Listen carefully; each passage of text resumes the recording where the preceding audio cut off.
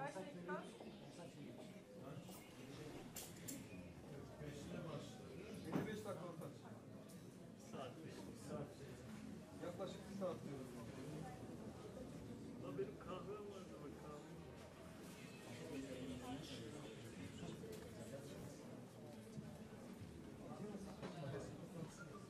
Yok ya zaten. Ne geldim ben?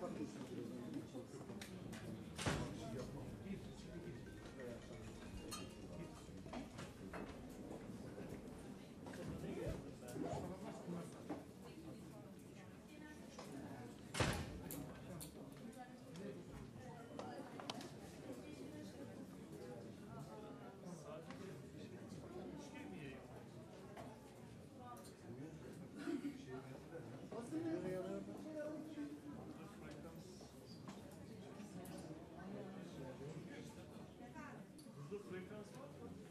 Evet, evet.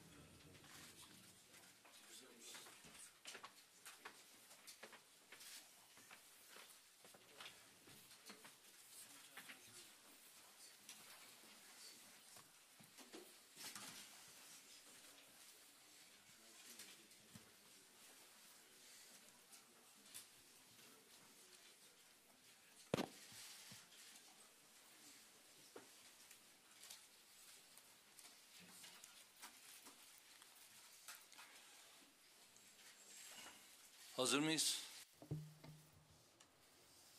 Sayın Genel Sekreter, Distinguished Secretary General, my valuable friend, distinguished members of the press, ladies and gentlemen, I would like to salute you with my most heartfelt feelings and regards. As you know, on 27th of February in Idlib, there's been a heinous attack against our soldiers who have put their lives out there in order to ensure the security of our country. Following this attack, on 28th of February, within the framework of Article 4 of the Washington Treaty, we have invited the NATO Council for an extraordinary session, shared information with our allies and held consultations. And during our talks today with Distinguished Secretary General, we addressed primarily the situation in Syria. I have emphasized the importance of the immediate provision of the additional support that we requested from NATO and our allies during the Council meeting. Turkey's Syrian border is also the southeastern border of the NATO.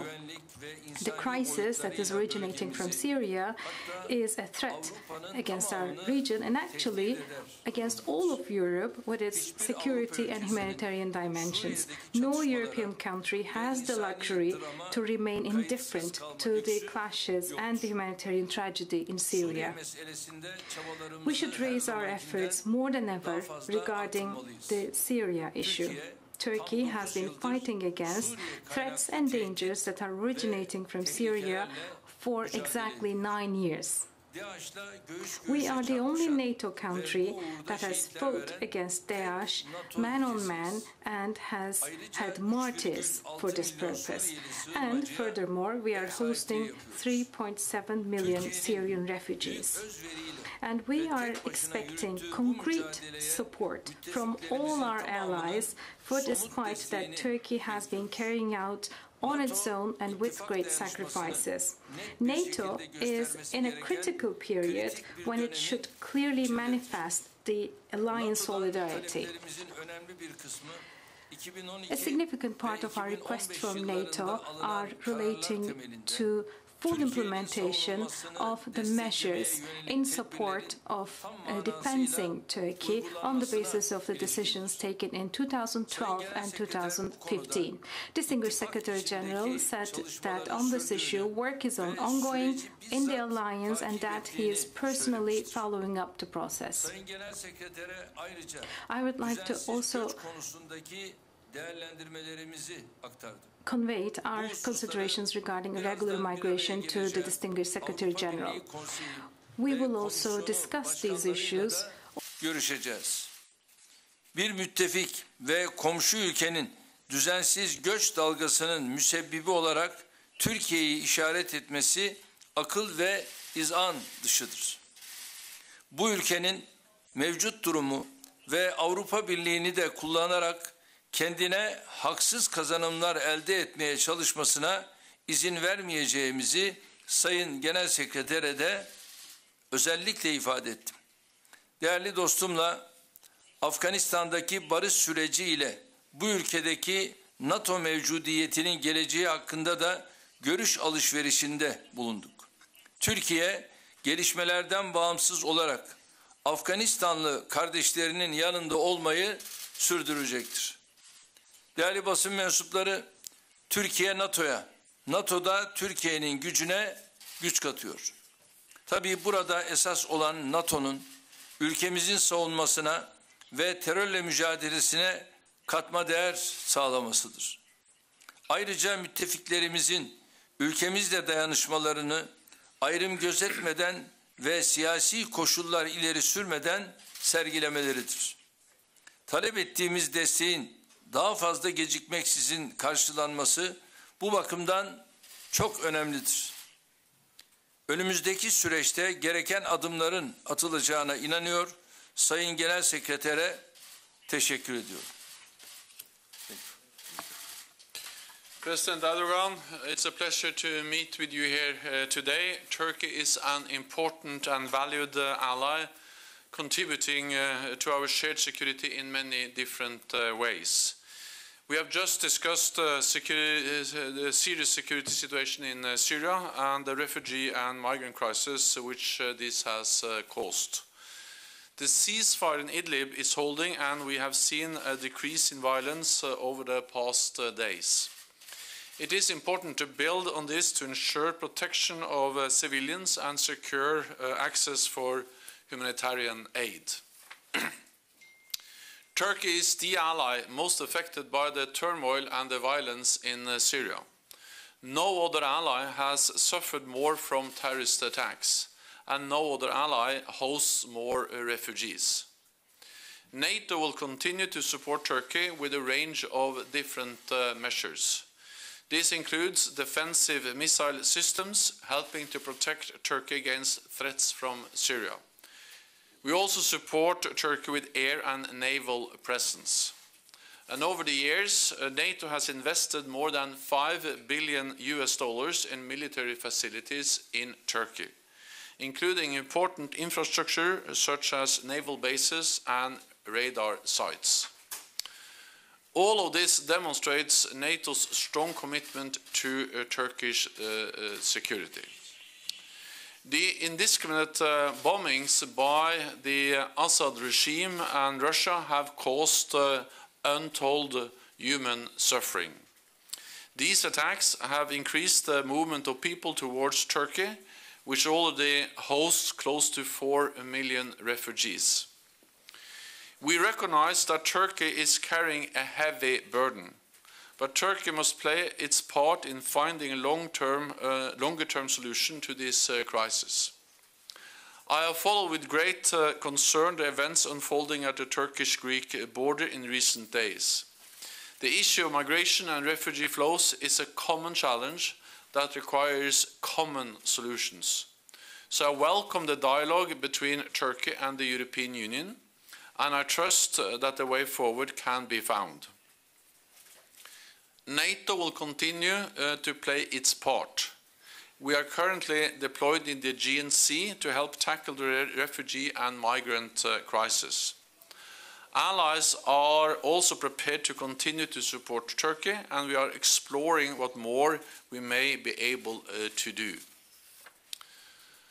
The President and I also discussed a range of other issues, including NATO's relations with Russia and the Turkish purchase of S-400 air defense system, as well as the situation in Afghanistan.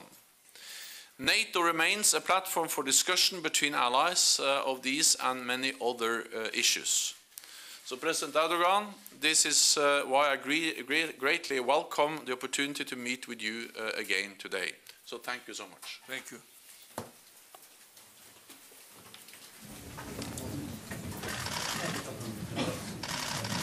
Olur mu?